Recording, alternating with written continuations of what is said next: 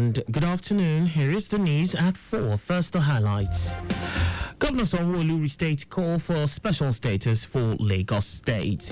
Nigeria reaffirms leadership in Africa's push for universal health coverage. On the foreign scene, over 14 persons die in South Korea floods, landslides. And in sports, Super Falcons defender Michel Alozie describes quarter-final victory over Zambia as evolutionary. And now the details. I am Akan Usen.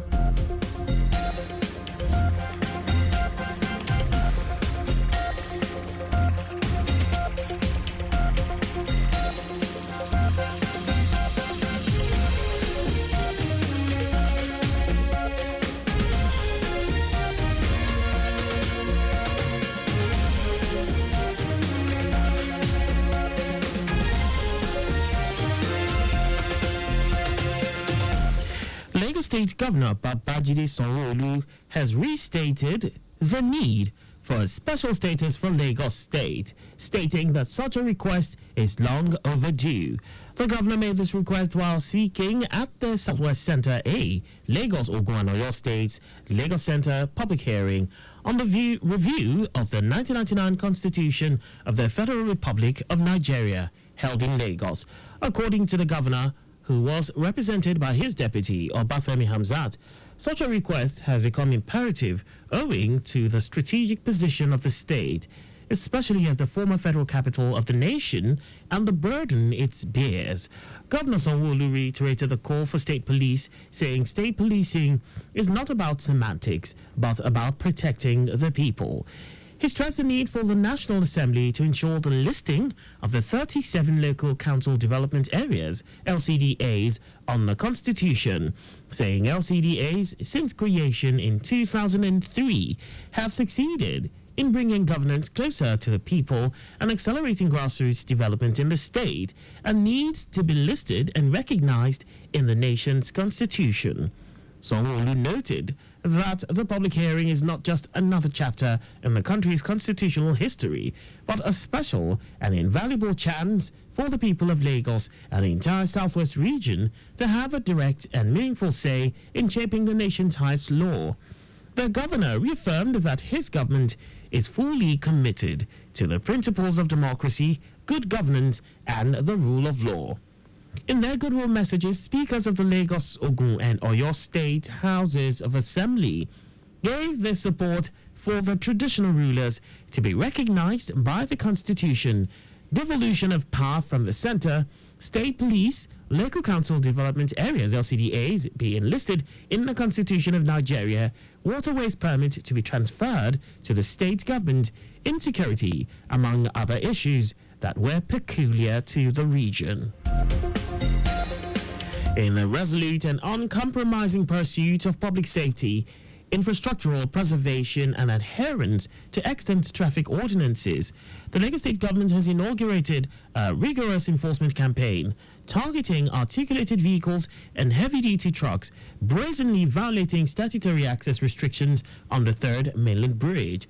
The enforcement operation, which commenced with impoundment of over 10 trucks, was formally announced by the special advisor to the governor on transportation, Sholagiwa, who underscored the administration's unwavering determination to uphold regulatory sanctity, safeguard critical infrastructure, and protect the motoring public from avoidable hazards.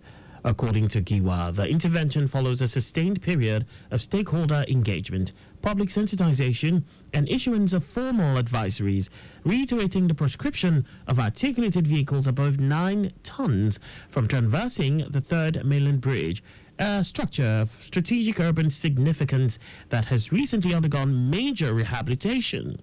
Giwa said that the deployment of these technologically advanced monitoring tools is a critical component of the Governor Babajide Sanwo-Olu's administration's broader strategy to entrench road safety, prevent structural fatigue, and engender responsible driving behavior, particularly on high-risk corridors such as this bridge, while emphasizing that the enforcement initiative is not punitive in nature, but a methodical, lawful response calibrated to protect the common good, extend the functional lifespan of public infrastructure, and promote seamless traffic flow across the metropolis. Giwa issued a stern admonition to stakeholders within the logistics and freight sectors, including fleet operators and articulated vehicle owners. The Lagos State chapter of the All Progressives Congress APC has described President Bola Tinubu's appointments so far as a reflection of a considered balance of competence, national spread, and reform-minded leadership. Lagos APC made this known in a statement signed by its spokesperson, Sheye Oladejo, while reacting to the statement by the African Democratic Congress ADC regarding the president's appointment. It notes that while it reflects the right of all political actors to engage in national discourse, the ADC's commentary is both misinformed and dismissive of genuine efforts to reposition Nigeria. According to the statement, from technocrats to tested administrators, those chosen to serve have demonstrated the capacity and experience to contribute meaningfully to national development. Lagos APC urges all political stakeholders, including the ADC, to assess appointees on their performance and policy outcomes, noting that leadership is ultimately about delivery, not rhetoric. The statement reiterates the APC's commitment to broad-based national engagement and welcomes contributions from all quarters that are solution-driven and patriotic in intent. Now to the rest of the stories. Nigeria has restated its commitment to achieving universal health coverage, UHC, by 2030, emphasizing innovation, investment, and integration as key drivers of progress. Minister of State for Health and Social Welfare, Isiaq Salako, said this during his keynote address at the African Health Business AHB Symposium held in Abuja. The symposium, themed Leveraging Innovation to Advance Universal Health Coverage, brought together stakeholders from across Africa's health ecosystem to assess the continent's journey towards accessible and affordable healthcare for all.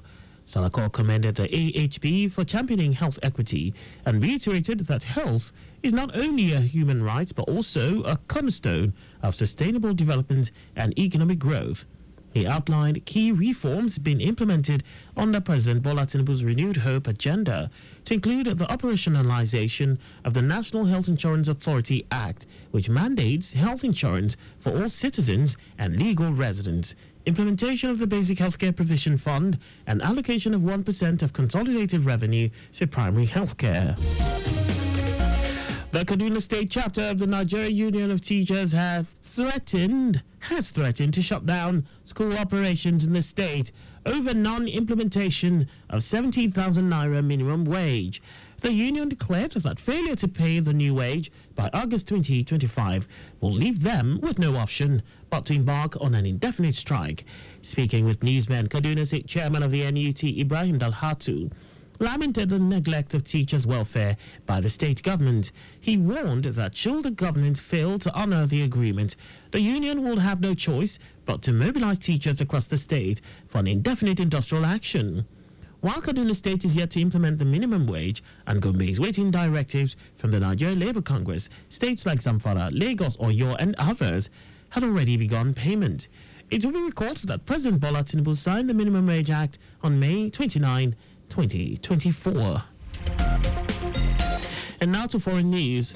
Over 14 people have died in floods and landslides caused by days of torrential rain in South Korea. According to the country's disaster management office, there are fears the death toll could rise as emergency rescue efforts continue, with 12 people reported missing. Further south, an entire village was covered with earth and debris following a landslide in the central Chongcheon region. Thousands of roads and buildings have been damaged and submerged by raging flood waters, with reports of damage to farmland and widespread death of livestock. South Korea President Lee Jae-myung has ordered the worst-hit areas to be declared as special disaster zones, and the government has launched a multi-agency recovery effort. The rainfall is expected to end late on Sunday, but will be followed by an intense heat wave. In our sports, Super Falcons defender Michel Alozie has described the quarterfinal victory over Zambia as physically draining, but praised the team's evolution after their most complete performance of the tournament. According to Alozie, the comprehensive victory represented a significant improvement from Nigeria's underwhelming group stage displays, where they managed 4 goals in 3 matches, despite topping their group with 7 points. The Super Falcons defender also said the set piece was definitely going to be an important component since they have a high difference with Zambia and most African teams. And that's all for the news. At 4, always drive within the specified speed limit. You can follow us and like all our various social media platforms. On X at Traffic Radio 961, Facebook Lagos Traffic Radio 96.1 FM, Instagram Lagos Traffic Radio 961. On YouTube, subscribe and watch us live on our channel, Traffic Radio 961. Visit our website on www.trafficradio961.ng. You can also listen to Lagos Traffic Radio 96.1 FM live on My Lagos app for timely updates. Did you know that the Sanwo-Olu administration strengthened alliances with 200 representatives from various women-focused NGOs in the state as part of efforts to alleviate the economic plight of women residents in the state? You can get more details on the Lagos State Government's website. To end the news, here are the highlights of the major stories. Lagos State Governor Babajide Sanwo-Olu has restated the need for a special status for Lagos State, stating that such a request is long overdue. Nigeria has restated its strong commitment to achieving universal health coverage, UHC, by 2030, emphasizing innovation, investment, and integration as key drivers of progress. We also told you that over 14 people have died in floods and landslides caused by days of torrential rain in South Korea. And in sports, Super Falcons defender Michel Alozie has described the quarter-final victory over Zambia as physically draining, but praised the team's evolution after the most complete performance of the tournament.